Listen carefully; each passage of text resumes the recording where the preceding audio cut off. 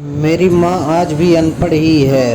रोटी एक मांगता हूँ और वो दो ला कर देती है। जी हाँ दोस्तों, कुछ ऐसी ही होती है हमारी माँ।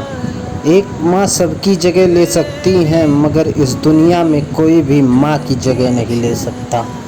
शायद इसलिए कहते हैं दोस्तों, कभी अपनी माँ का दिल नहीं दुखाना चाहिए, क्योंकि वो आपकी खुशी के लिए कुछ भी कर सकती हैं।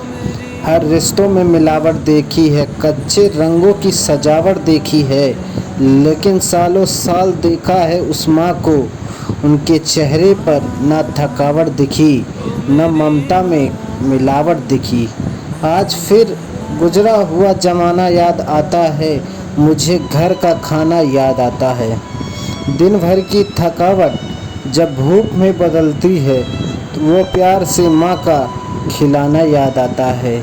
मेरी खातिर तेरा रोटी पकाना याद आता है, अपने हाथों को चूल्हे में जलाना याद आता है।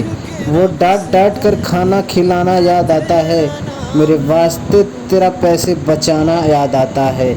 कहीं हो ना जाए घर की मुसीबत, मुझको मालूम, छुपा कर तकलीफ़ें तेरा मुस्कुराना याद आता है।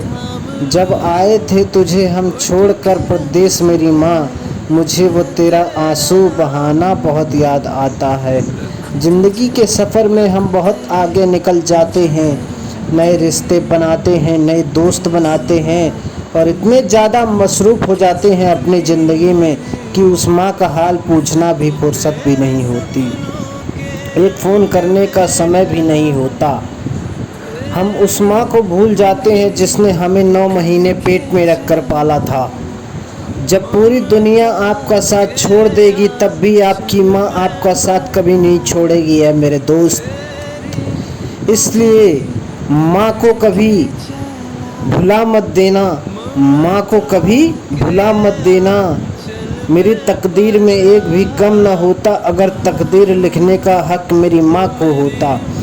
शायद यही वजह है, उम्र कोई भी हो, चोट लगने पर पहला लफ्ज माँ का ही निकलता है। इसलिए है मेरे दोस्त, माँ का साथ कभी मत छोड़ना, क्योंकि अगर आप माँ का साथ छोड़ दोगे तो दुनिया में आपका साथ कोई नहीं देता। क्योंकि यहाँ लोग मतलब से प्यार करते हैं। अगर आपके साथ मतलब ख़त्म, तो आपके साथ रिश्ता ख़त्म।